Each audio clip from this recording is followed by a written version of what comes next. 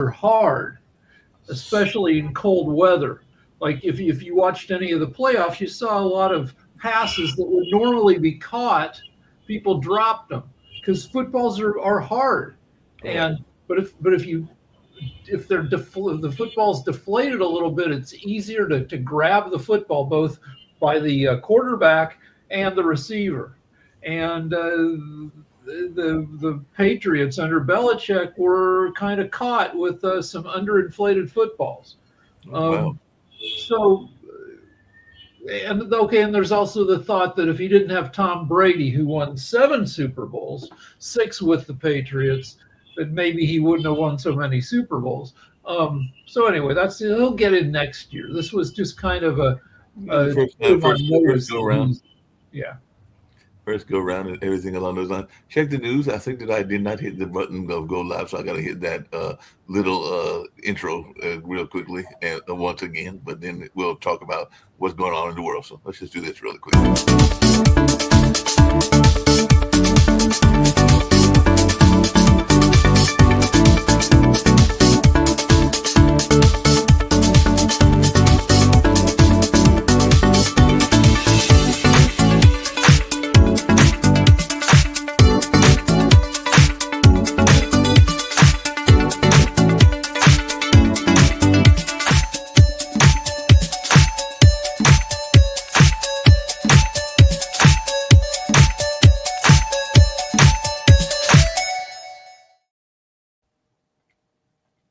Um, So what's happening in Minneapolis and what's happening around the rest of the all world? right, so we're building up. The U.S. is building up a ton of battleships. Well, not battle, but just a bunch of ships off the coast of Iran, and making people wonder if we're going to attack Iran.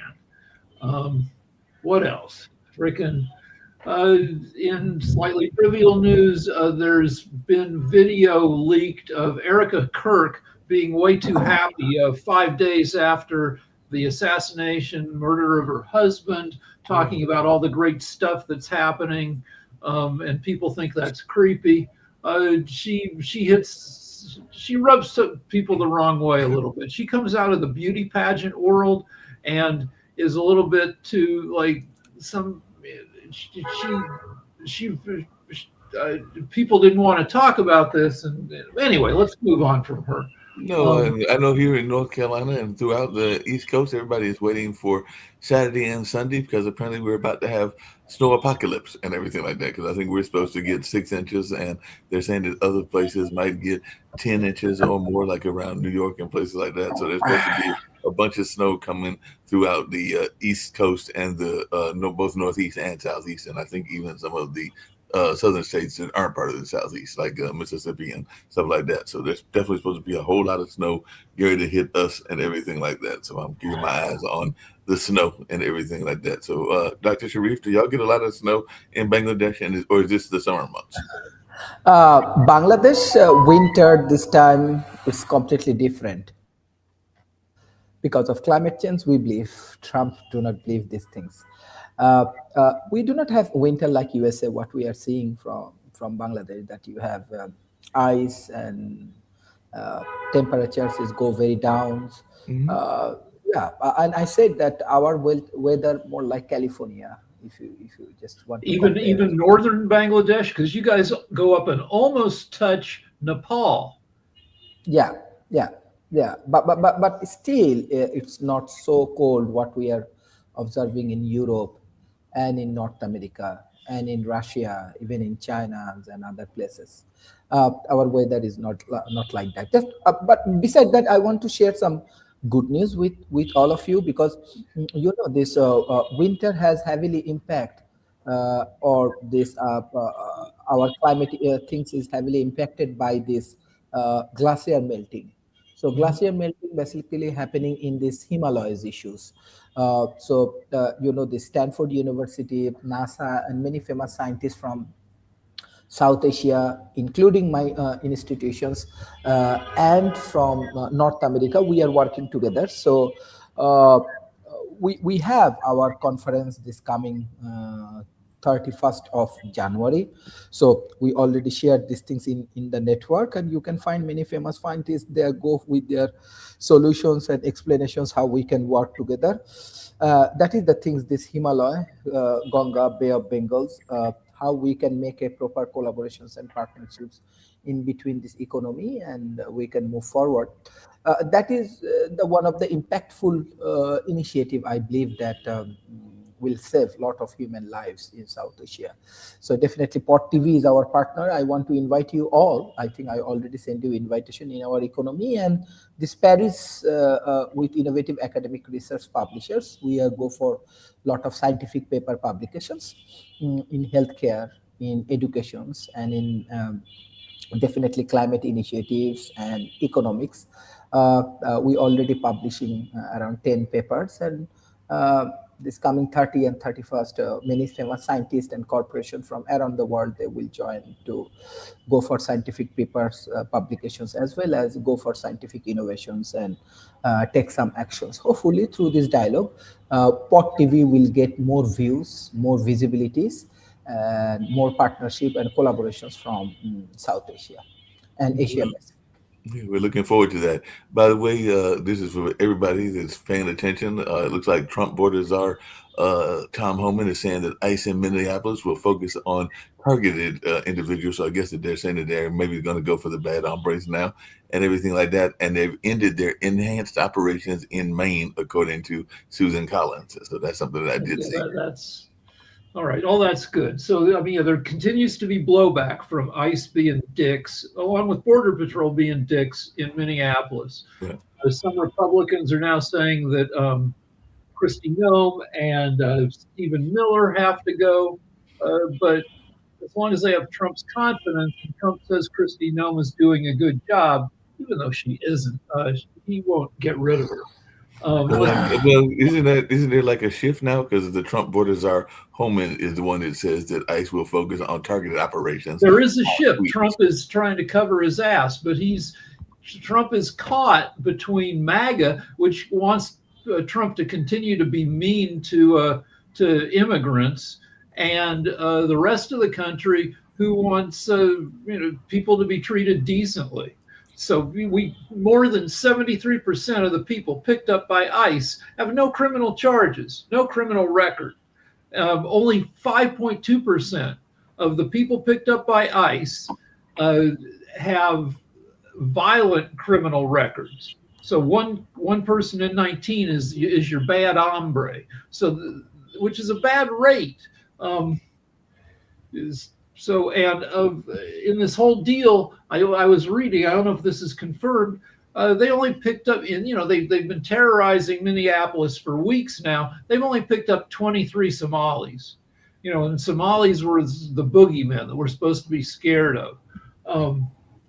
Speaking of boogeyman and everything along those lines, and this is switching topics slightly, but it is something I saw in the news yesterday and everything like that, but I'd love to hear y'all's thoughts about this, is Home Depot is laying off 800 workers, and they're announcing 5-day return to office. So apparently they said that they're going to lay off 800 workers and announce corporate employees will have to return to the office 5 days per week. So it sounds like they're going back to more of the traditional work week and everything like that. And I'm thinking that more and more companies might be doing this, since we're supposedly further and further out of the pandemic, even though we know that COVID is still out there and everything like that. Well, it's a bad time for retail. It's been a bad time for retail for the past 20 years with online. At least Home Depot has some protection, because sometimes you don't know what you want. If you know what you want, then you go get it off of Amazon or Temu or whatever. But if you've got an issue with your house, you may not know exactly what you need. You need to wander around Home Depot for 45 minutes trying to figure it out. Yeah, that makes sense. And the Wall Street Journal is even saying U.S. companies are still slashing jobs to reverse pandemic hiring boom. So apparently there was a pandemic hiring boom and everything like that. So now they're doing their slashing of jobs. So it looks like this could be an impact on our economics here in the United States and on the West. All right. We've been talking about Melania, the documentary that premieres tomorrow. Yeah. It costs $75 million, $40 million to make it, $35 million for advertising. It's expected to have an opening weekend of between $1 and $5 million, which means it's not going to come anywhere near making back its money. This is Jeff Bezos' money. He owns Amazon, right? And he probably considers it a good investment because it's kissing the White House's ass. They paid Melania $28 million. So I don't know the subject of any other documentary. Usually you don't get paid at all. Who got paid $28 million to be. So it's basically a bribe to the White House. 2/3 of the people who worked on the documentary have asked that their names be removed from the credits, Wow. which is, again, unheard of. That's very much unheard of. It looks like Barry Diller was seeking to buy CNN from Warner Brothers and Discovery. So what can you tell me about Barry Diller? I don't know much about it. He seems like a good guy. He seems like so the current generation of media CEOs, a lot of them are dickheads who are bottom line guys who are like, we don't care about making stuff for people. We just care about returning the most profits to the shareholders. Barry Diller comes from a previous era where he might not be a dick when it comes to providing, entertainment to people. So he might be a good guy and all along those lines. So that's a good thing because we need more good folks in entertainment. There's no doubt about that and everything along those lines. So maybe he's one of the good guys and everything like that. So hopefully that is the case and everything like that. I did see that Amy Klobuchar is announcing a run for the Minnesota governor. So she wants to be the Minnesota governor. So she looks like she's going to be running for governor. I know she ran for president, but now she might be going for Minnesota governor and everything like that. So I'm sure. So Tim Walz got so much, he got tarred with so much, he got dissed so much that he's over Somali fraud. And even though he became governor in 2019 and immediately started prosecuting the daycare fraud, and has prosecuted, he's been governor for the prosecution of 70 people, not all of them Somalis, quite a few of Somali Americans, quite a few of them. But anyway, he got tarred so badly with the accusations being soft on fraud that he's withdrawn from running for governor again. And so that, leaves it open. And she might have a chance. I mean, because I don't think after what's gone on that Minnesotans will vote for a Republican to be their governor after all the votes they got.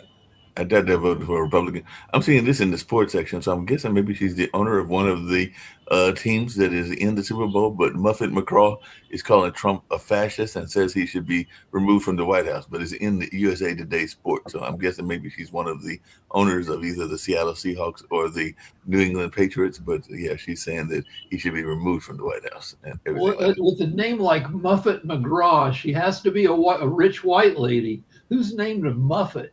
Yeah. Hold on. Look up Muffet McGraw and see who she is, because it's in the sports section.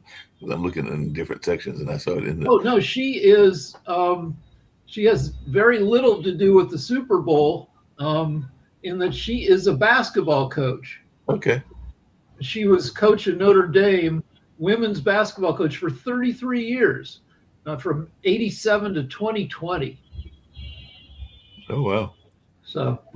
I have good news for you, because I know that you've been trying to figure out how long you'll live and how long your wife will live and everything. But apparently the U.S. life expectancy hit a record high in 2024, the CDC says. That's so good. That's good, because we took a bunch of hits because of COVID. Right. They said the life expectancy for an American stood at 79 years on average in 2024, surpassing the previous record high set in 2014. So apparently everybody's living to close to 80 and everything like that. Well, I mean, that still lags a lot of other highly developed countries. But right. It took a hit from all the opioid deaths and from COVID. So COVID has killed about 1.4 million Americans. Which is more than Americans who died in all the wars that we've had combined. So it was a major hit. 80% of the people who died from COVID were 65 and older, seniors, but still that leaves almost 300,000 people under 65 killed by COVID.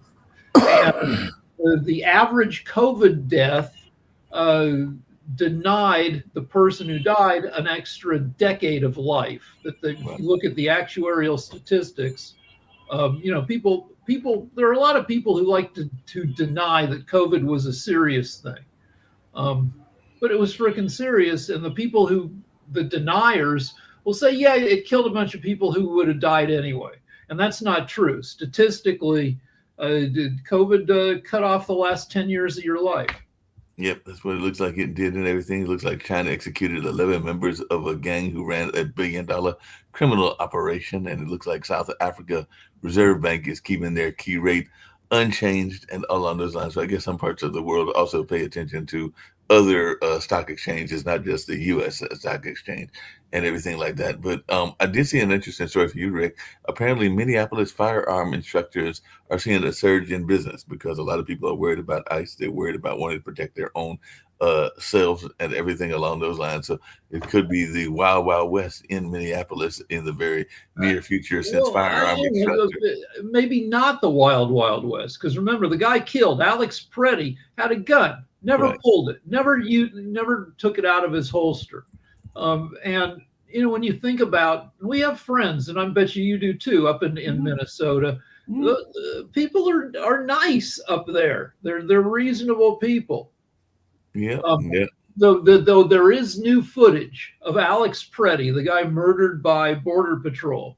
11 days before that, he was yelling at ICE, and he kicked their SUV and knocked the tail light assembly off of the SUV, which is a pretty strong kick. That's like kicking a field goal.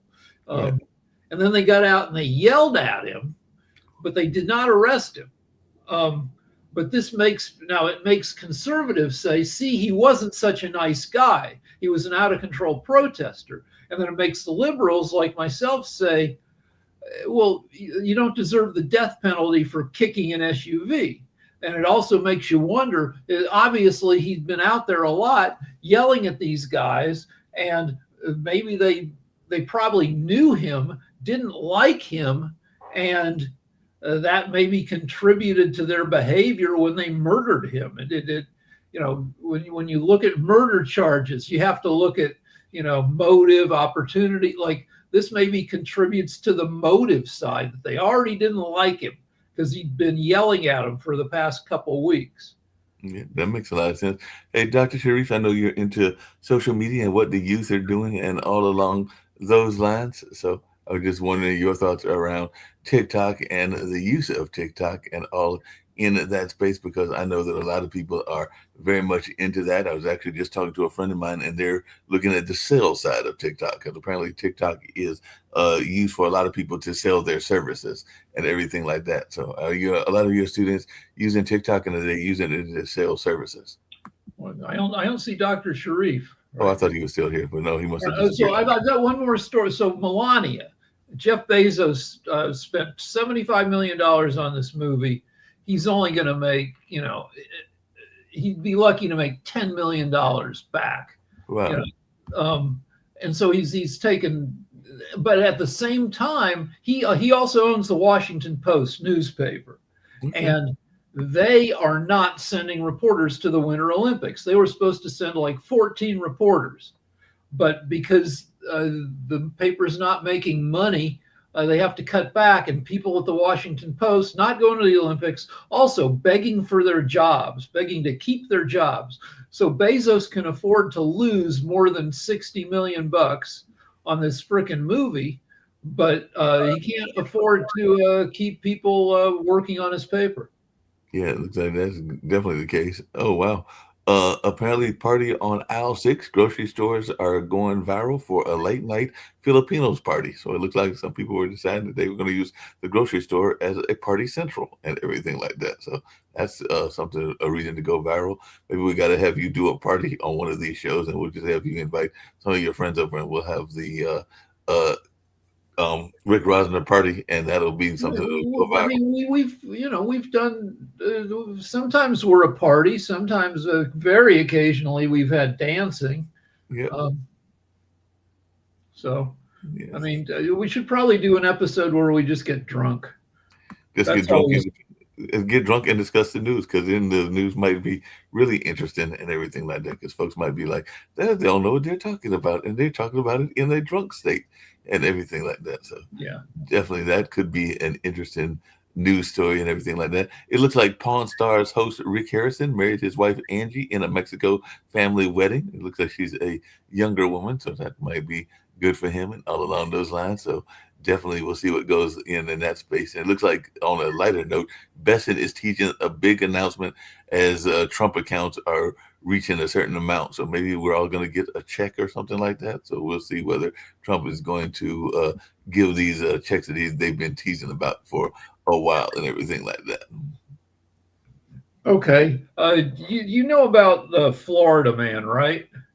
No, what a Florida man. Florida man is a head. Anytime anything weird happens, the headline often begins with Florida man. And Right. the latest, so here's a headline: Central Florida man caught in sexual performance with vacuum cleaner, deputies say. So this guy was caught, this 51-year-old guy was caught having sexual intercourse with a vacuum cleaner, maybe on in his front yard. Wouldn't that be very painful and everything like that? Because I'm Well, trying to think. yes, it would be, because there's a ton of suction, and people have gone to the emergency room for getting stuck in a vacuum cleaner. So Yeah, I don't know that anybody should be trying to wrestle with their vacuum cleaner in any such way, much less that way and everything like that. So no. definitely, I think that that's got to be a shame. It looks like a TikTok star. Speaking of TikTok, Shirley Raines. She was known for bringing meals and respect to people on Skid Row, but it looks like she has passed away, unfortunately, and all along those lines. But she was trying to bring a sense of dignity to those folks that are having issues in terms of survival and all along those lines. So our hearts go out to those that knew her and were impacted by her. What city was she in? I believe she was in California. They call Okay, her- because I mean, LA has one of the biggest skid rows in America. Yeah. Yeah, so if you looked up TikTok star Shirley, that was her name. I think she just went by that first name. I'm on X right now. See what Shirley Raines is her full name, Raines. So like rain, but with an es at the bottom. Okay, I'm seeing what other news is out there. Yeah, that's cool. You check out what other news we've got going on. Odessa Azoin is pulled out of a movie after a backlash over her Mexican role and everything like that. So maybe she's not actually Mexican, or maybe she was. They were feeling it was a degrading performance or something along those lines. But for some reason, she definitely is catching some backlash and everything like that. So she's one of the stars of Marty Supreme, and she also stars in I Love LA. And she's very appealing. I don't think she got an Oscar nomination, but she's I like her a lot. But what's interesting is, the backstory of some of the Oscar nominee Tiana Taylor is like, so is crazy. Her background, she's been famous since she was 16. When she hosted SNL this past week, they showed a clip. She was on MTV's My Fabulous Sweet 16, where they would feature kids whose parents were throwing, $30,000, $50,000 Sweet 16 parties. She was on there. She's already directed a movie. She's choreographed music videos. She's a singer. She's done a lot of stuff. And this Odessa girl was a character on a sitcom. Okay. That the character. So her mom is an actor, writer, producer who starred in a show about her life with her daughters. So on this show, there was somebody portraying this actor as when she was a younger kid, which is just a weird circular kind of thing. Yeah, that's definitely weird and circular and all along those lines. So that's definitely bizarre in that sense. Now, your daughter is, Let me talk about nepo babies. yeah. Because she, to some extent, she's a nepo baby in that her mom is a a big, a fairly prominent person in entertainment, Mhm. and people get mad at nepo babies, and I can understand. If you're trying to make it in entertainment, and a lot of slots are filled with people who are the offspring of somebody else, it's frustrating. But at the same time, like, it's a complicated industry based on human relationships, and it makes sense that if you grew up in and around the business, you might know more how it works. You might know a lot of shortcuts. You might have connections you can exploit. Um, but an unfair aspect of it is that nepo babies, just might have, be easier to work with because they understand the business. Yeah, that makes sense. Speaking of young people and all along those lines, I know your daughter is with her husband in London, and London is in the news again because apparently China is going to allow visa-free travel for Britons, is what the UK has announced. So I just wondered, is your daughter going to take advantage of this? Because Britain and China have held a reset in ties as Starmer seeks a sophisticated relationship, and of course Trump has upended alliances, and Britain is saying it needs a more sophisticated relationship with China. So apparently your daughter can go visa free to China now. Well, I mean, so my kid's a curator, so, and she knows people at museums around the world, Mhm. and she's visited a ton of museums, and she is an expert on historic embroidery. Okay. That that the deal is that history plows most people under. Most people don't leave a trace in history. Right. There have been 110 billion people who've ever lived, but the number of people who left any kind of historical trace would be in the millions. Maybe, more recently, the billions, because there are 8 billion people alive today, and everybody pretty much has an internet footprint. But if you lived and died before 1990, you probably didn't leave a trace. And that's especially true for women. Guys leave more of a historical record generally than women do. Women were stuck in the home doing, home stuff. And one of my kids' objectives is to discover these forgotten women via the arts and the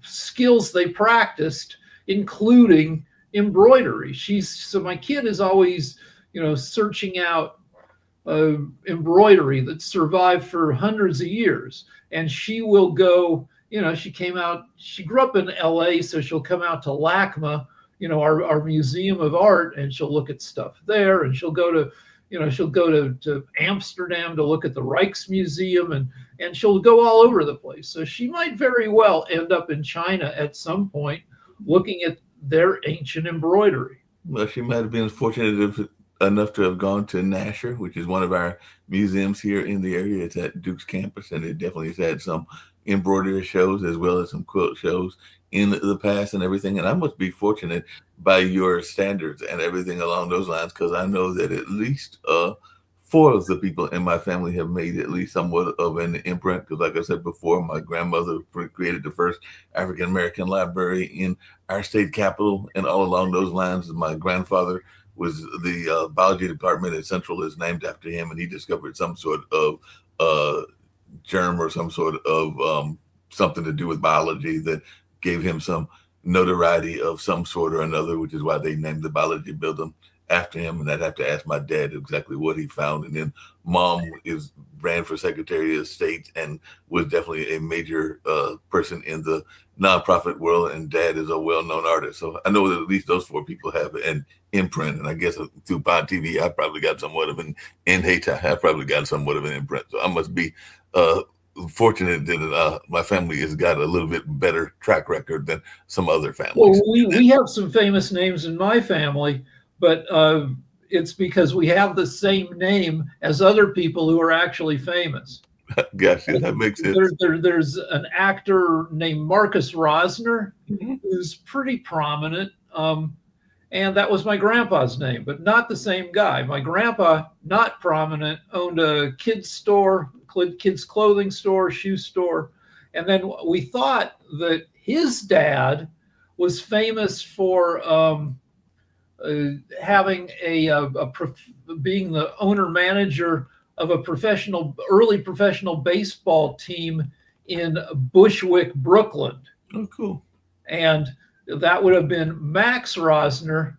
And then we did some more research and found out that there were two Max Rosners in Brooklyn, and he was the one who wasn't famous. I got you. But I mean, do you ever think about, I know that I've done it before, and sometimes if you do a Google search, like if you do a Google search for Mark Lee, you come up with a cartoonist. I think he spells his name the same way, and I think he might be Asian American, and you come up with a couple of other people that are famous and even some that are notorious. And I think that if you again Rick Rosner, there are some other Rick Rosner. I know of at least two other Rick Rosners. One of them is a writer-producer who created the show Chips, which is about motorcycle cops. Yes, I remember that show. And we got to know each other because when I started working in TV, he would get bills that were supposed to be for me we had the same talent agency. Oh, wow. And they would try to charge him, the agency takes 10% of your money. They get you a job, and so he started getting bills, and then we started talking. He's a good guy. And every once in a while, if I got in the news for doing something stupid, he would call me up and say, "Come on, please, you are wrecking my name." Yep, you can't re-reckon other people's names. By the way, we might not be able to do the drinking and everything like that, particularly not on the episodes that Sharif is with us, because I just saw that there was a story where an Indonesian couple was caned 140 times for sex outside marriage and drinking alcohol. So I do know that some parts of the world, they have very severe laws. So they said a brutal moment women faints after being lashed 140 times in a Sharia punishment. So that's one of those Sharia laws and everything. So they said that was one of the most severe Sharia law canings carried out in Islamic Indonesian region. Sees woman collapse after she is lashed 140 times. On one of the shows I worked on, we did a bit called 100 Shots in 100 Minutes. Oh, where wow. The host would sit down with somebody and they would do 100 shots in 100, which you don't want to do that. You will die. So like, at least a third of the shots were apple juice. Oh yeah, I'm sure, because you got to fake it with the real things. What do they call that? The placebo effect and everything like that. Yeah. I mean, just like 100 shots, your blood alcohol would go to like 0.4 and you would be dead. Yeah, definitely.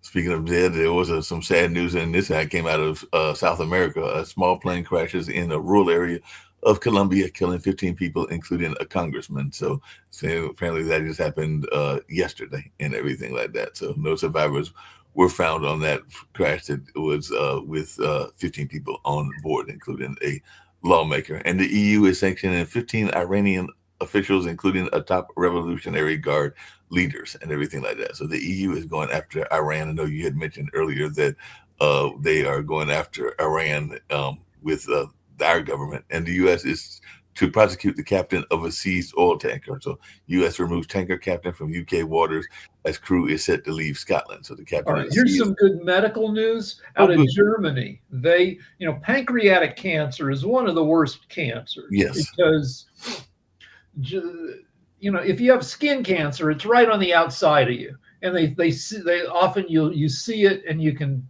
intercept it early. You go to the doctor if you're our age, and people our age used to go out in the sun without sunscreen. Right. So we got a lot of sun damage, and so you're supposed to go to the doctor every couple of years and get looked over head to toe. And they sometimes catch a lot of precancers, and they burn them or cut them off of you. But the trouble with pancreatic is it's deep inside you. Your pancreas is like behind a bunch of stuff. and but it's hard to see. And by the time it causes symptoms like blood in your urine or stomach pain, you're already stage 4, and you're effed on that.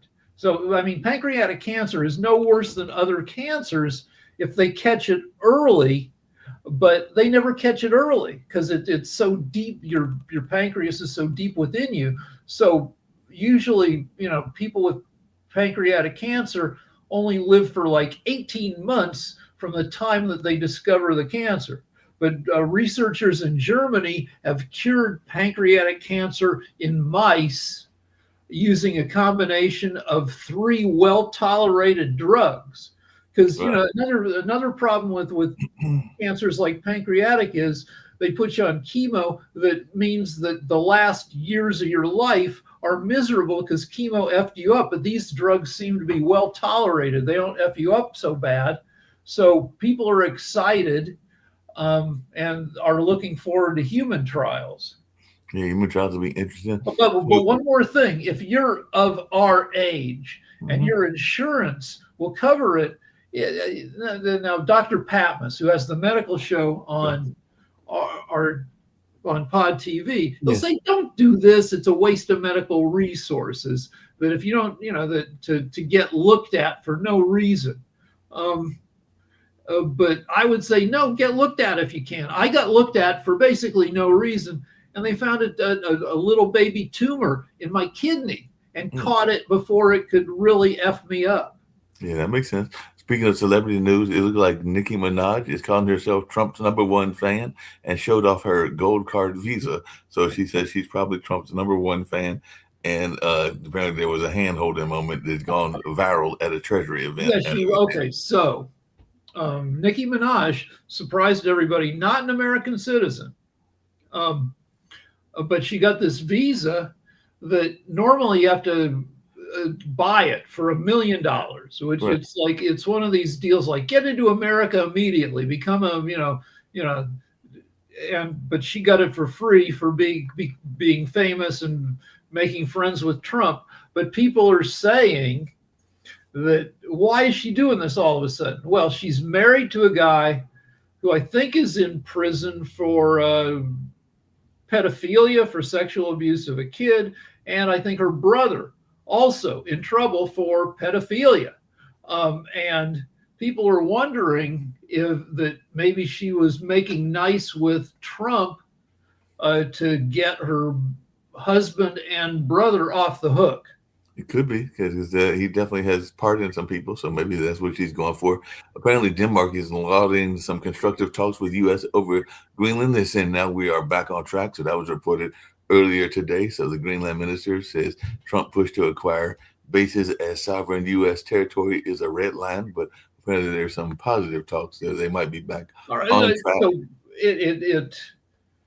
you got to keep saying that Trump didn't get anything new from Greenland. Right. In that we've had a treaty since 1941. So, frickin' 1941, it's the beginning of World War II for America, at least. It had already been going for a while. So we negotiated a treaty with Greenland to be able to put bases there, to look out for there were a couple incidents where Germany sent secret teams to camp out on the miserable, Arctic coast of Greenland to send weather reports, which they needed for their subs, so they could, because Greenland, the weather that hits Europe hits Greenland like 48 hours before it hits Europe.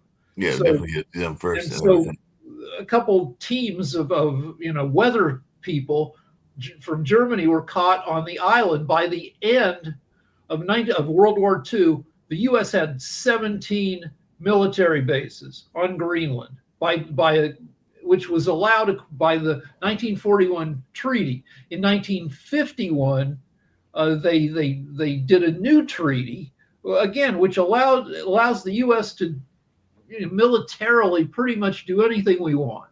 In the 50s, during the Cold War, we probably had more than 20 military bases on Greenland. And now we're down to 1. But if we want to, build another couple dozen bases, Greenland will work with us. They just don't want their island taken over by the U.S. They don't want the island totally taken over. But if we wanted to build like a whole freaking, often when you build a big enough base, it's like a little city. 2,000 people are allowed to bring their families. If we wanted to do that, if Greenland would encourage that. They would like there would be a boost to their economy, but Trump didn't do this. We had the treaty already. Yeah, we had the treaty and it was already in place. Looks like Mamdani is going after the wealthy. I know that Nick sometimes says that more and more of the New York wealthy will be running away and all along those lines because he's calling for raising taxes on the wealthy, citing the New York City budget crisis.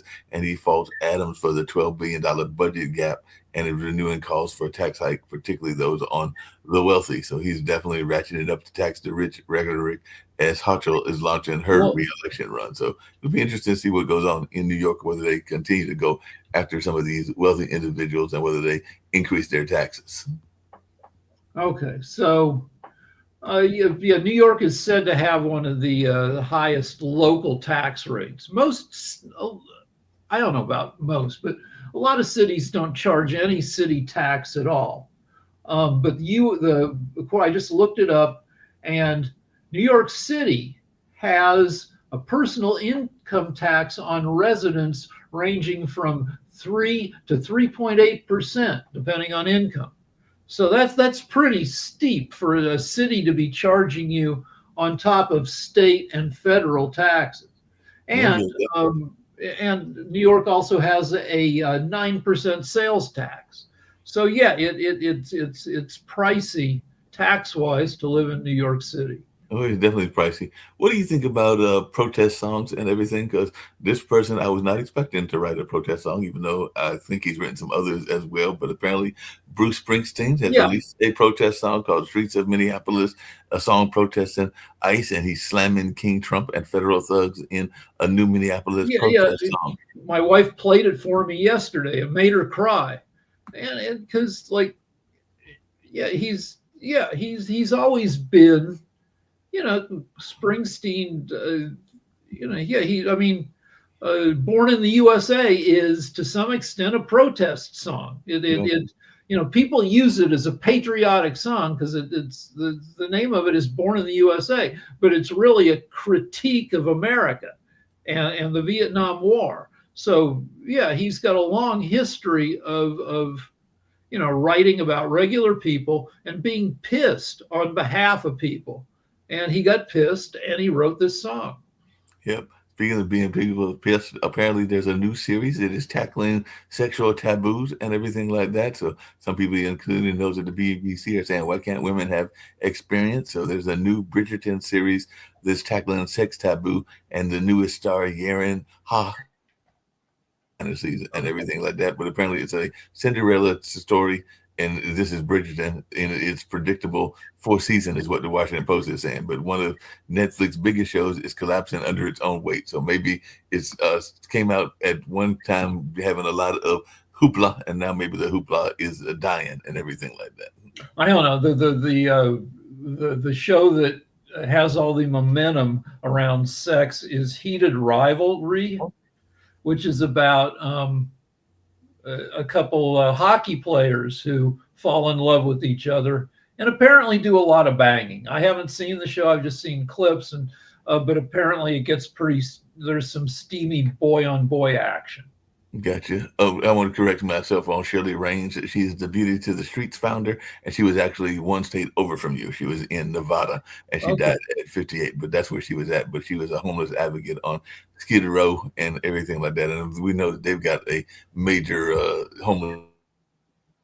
Yeah, so the Western U.S. has a lot of homeless because our weather is more forgiving than your weather on the East Coast. Mm-hmm. Los Angeles has 73,000 homeless people.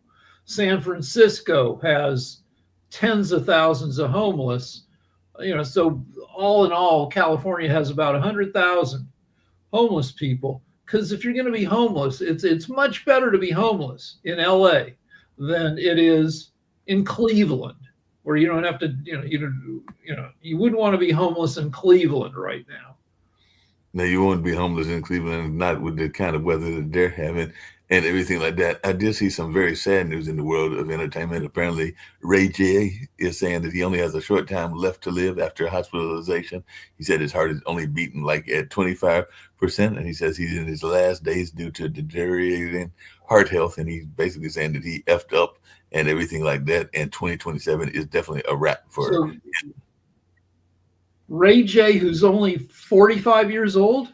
And he said a lot of it had to do with heavy use of drugs and alcohol. But yes, Okay. I mean, that's sad. that's very sad. So, but he's admitting that he's the one that messed up because his heart's only at 25% and everything like that. So is he a candidate for a transplant? I should hope so, but I don't. They didn't mention it in that particular news story and all along those lines. But I would hope that he would be a candidate for a transplant and everything like that. Oh boy, more people are resigning from the Kennedy Center because it looks like Kevin Couch is the latest official to resign from the Kennedy Center. I know there have been some more pullouts of performances, including some major names and everything like that. But the Kennedy Center's new programming head resigns days after his hiring announcement. So definitely he was tired 2 weeks ago and he's already resigned. So yeah. I think Speaking of, and it's all because Trump is getting his little fingers in everything.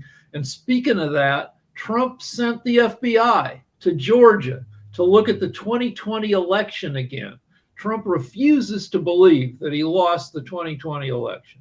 I know, and I saw that he had sent them down to investigate, and they pulled some papers and things along those lines. I will get to one other entertainment news, and we'll get to wrap up shortly. But apparently, oops, you froze. So while you're and the Karate Kid were added to the National Film Registry. So there are 25 films that have been added to the registry for preservation, and those are 4 of them. I don't know all of them. I just heard the Karate Kid. You dropped out. What are the other ones you said? I said The Big Chill, Philadelphia, Clueless, and the Karate Kid, and there are 25 total. I probably could find out all 25 of them and everything like that. But yeah, those I liked The Big Chill. I definitely liked the Karate Kid. I don't remember Philadelphia that well, even though I know it was very much popular, and I know Clueless is very much popular, even though I didn't really watch it. Well, of those movies, I'd say Clueless is maybe the most entertaining of those movies. Oh, Clueless is the most entertaining of those movies? Yeah, like the Karate Kid, it's okay. And Philadelphia is a bummer. Clueless is fun. It's based on Jane Austen, so it's got nice structure. I like that one the best. Well, here's some other ones. It says iconic Hollywood films for the last 50 years selected for the registry this year include The Karate Kid, Glory, Philadelphia, Inception, and the teen comedy Clueless. Classic Hollywood selections include the 1954 musical White Christmas that enshrined the chart-topping song of the same name in American popular culture, and perhaps the last great musical of the golden age of Hollywood, High Society, from 1956, featuring Bing Crosby, Frank Sinatra, Louis Armstrong, and Grace Kelly in her last movie. And 4 documentaries were selected for the registry this year, including Ken Burns' Brooklyn Bridge, Nancy Bersinski's The Lovin' Story. And by the way, Nancy Bersinski was very much involved in Full Frame, which is a North Carolina-based documentary film festival. So got a lot of respect for her. I've actually interviewed her here on this network and everything. And George Nierenberg, Say Amen Somebody, and Danny Tedesco's The Wrecking Crew.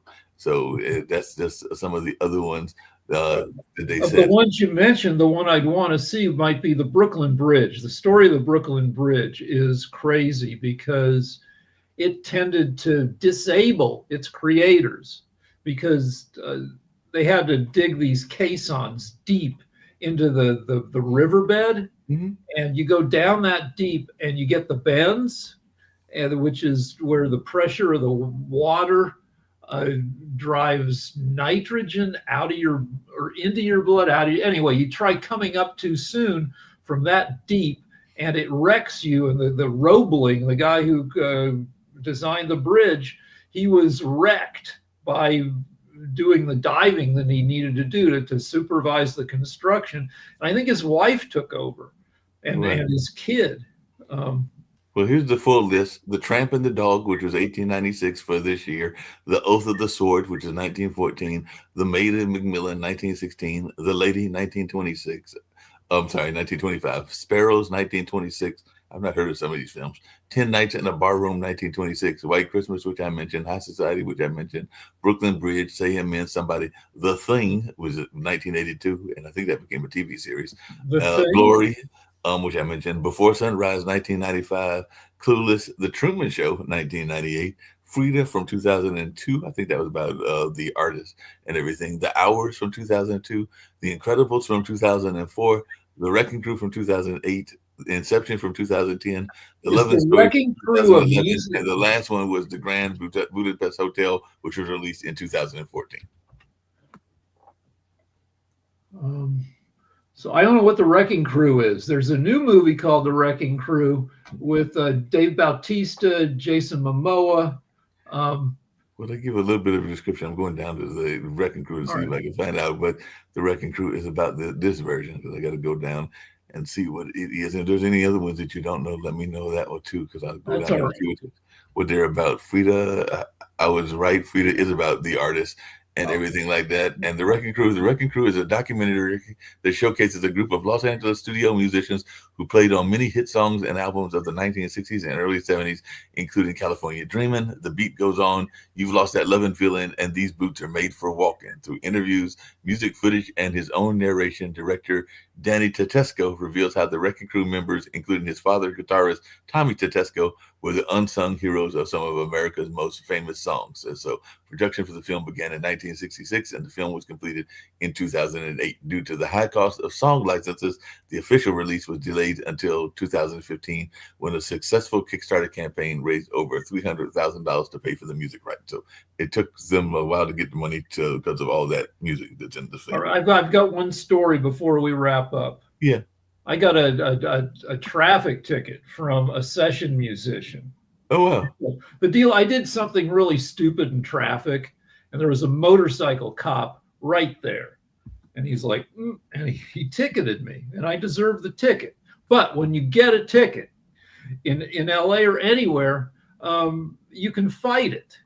And so when I haven't gotten a ticket in a while, but when I used to, I would research the cop if I could to see how likely it would be that that cop would show up in court. Because if you fight the ticket and then you go to court on it, if the cop doesn't show up, they have to dismiss the ticket. And so I looked up this cop, and turned out he had a whole second life as a session musician and a background musician. Like if I don't know, freaking Madonna comes to Staples Center and they need a backup guitarist, this guy is the guy they might hire. This is a cop who even has his own line of guitars. Oh, wow. Right. And so I'm like, this is a busy guy with an exciting life. This guy is not going to show up to waste a day to testify against me in court. So I fought the ticket, and he didn't show up, and I got off. And the same thing probably can say for the busyness of many people, and I'm not suggesting that you do this and all along those lines, but a lot of apartment complexes and a lot of rental complexes, they are very busy with their rental duties. And one of those rental duties is going before the court if there's an eviction and everything like that. But I think that same rule probably could go for evictions, because a lot of times, not saying all, but a lot of those people are busy with more kind of like the mundane part of things, whether it's right. If you want it, like, it's well known that in certain cities that, you know, if you squat in a place, like LA has a problem with Airbnbs. Like sometime occasionally somebody will rent an Airbnb and then just stay. Right. And it's really tough to get them out. And that's the thing, even with the rental things, is because you got to take time off from your job to go to the court, and then you hope that they'll get to your case and everything. So I'm thinking that some of the rental people are lazy. I'm not saying that they are, but I'm thinking some of them are lazy, and they're kind of like your cop that you were talking about with the traffic situation. They might have other reasons not to be there. Or So not lazy, but they might own, like 3 apartment buildings, 4 apartment. They've got a bunch of stuff to work on, or they might be jerks. Like we just had a famous that was on the front page of the paper. This terrible landlord who, LA has a lot of terrible. Every city has some terrible landlords who don't maintain their place. So, or people get old. If you're in your 80s and you own an apartment building, yeah, you're not going to be able to keep up with your duties. Yeah, that's very much true. Well, this has been a fun conversation. I know we had Dr. Sharif earlier and everything, but it was just me and you. And sorry, we started off a little bit late, but my computer was having a moment of rebellion and everything like that. It was still a good conversation. I know they'll rerun it for about the whole hour because it was almost an hour show and everything like that. So all right, we'll be back at our regular time tomorrow. All right, see you tomorrow. Thank you. No problem.